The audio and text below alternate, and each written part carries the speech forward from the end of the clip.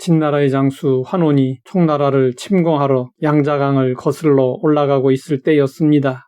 환원의 군사들이 식사를 다 마친 후 다시 길을 떠나려고 할 때 병사 중 하나가 강변에서 놀고 있는 새끼 원숭이 한 마리를 잡았습니다. 배가 출발하는 순간 숲속에서 어미 원숭이가 뛰어나왔습니다.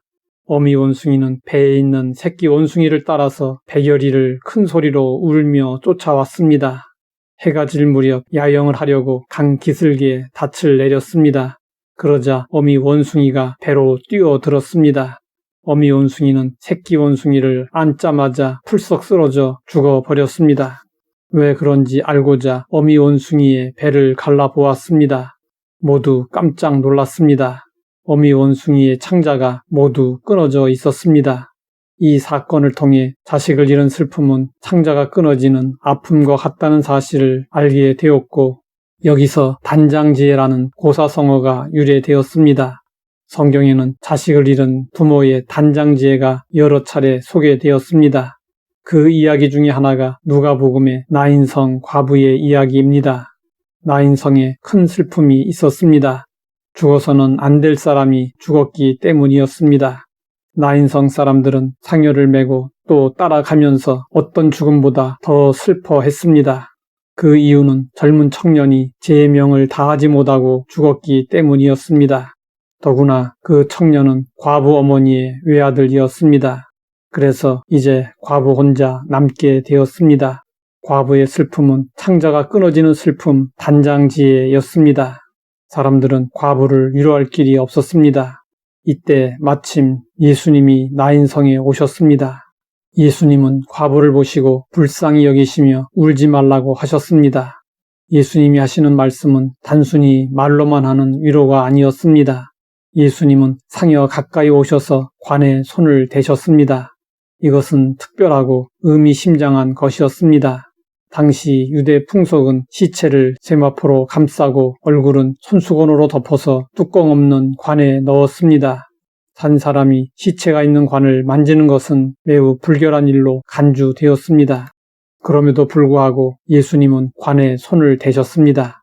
이것은 과부의 슬픔을 자신의 슬픔으로 여기시고 과부를 불쌍히 여기신 예수님의 사랑이 관습을 뛰어넘으셨음을 의미합니다.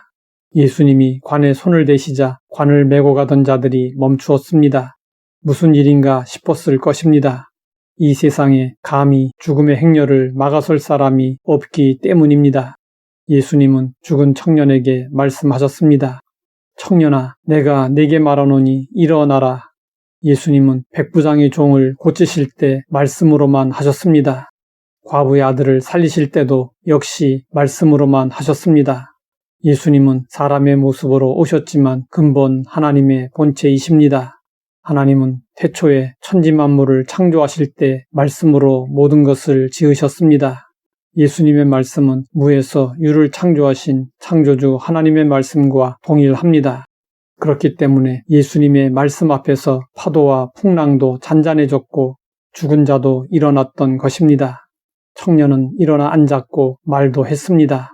예수님은 살아난 청년을 과부 어머니에게 돌려주었습니다. 이 이야기는 과부에게 초점이 맞추어져 있습니다.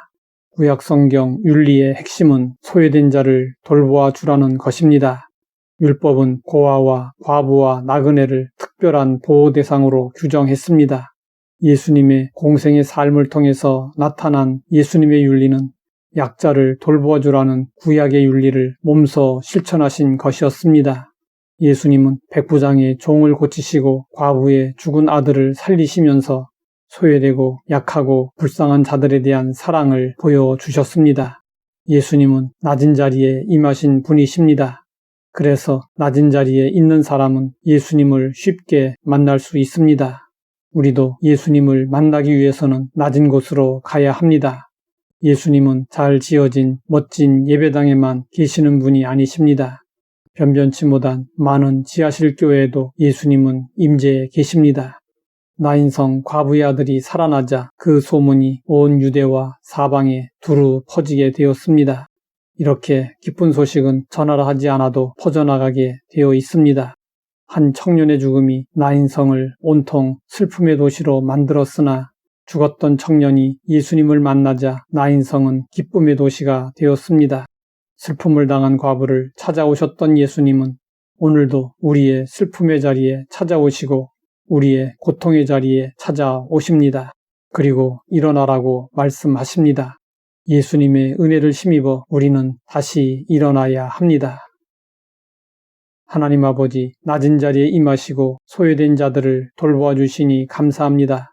일어나라는 예수님의 말씀을 듣고 슬픔과 고통의 자리에서 일어나게 하옵소서. 예수님의 이름으로 기도드립니다.